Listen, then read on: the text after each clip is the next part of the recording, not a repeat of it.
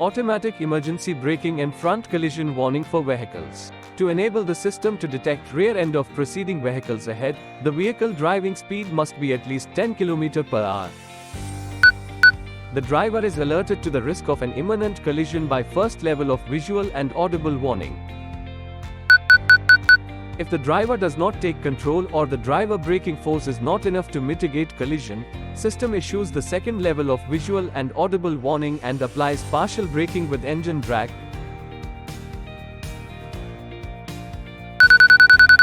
After second level warning, if the driver does not take control or driver braking force is not enough and risk of a collision is imminent, the system applies harder braking along with third level of visual and audible warning.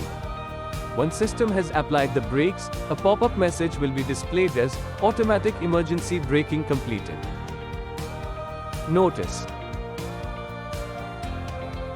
Notice. Warning.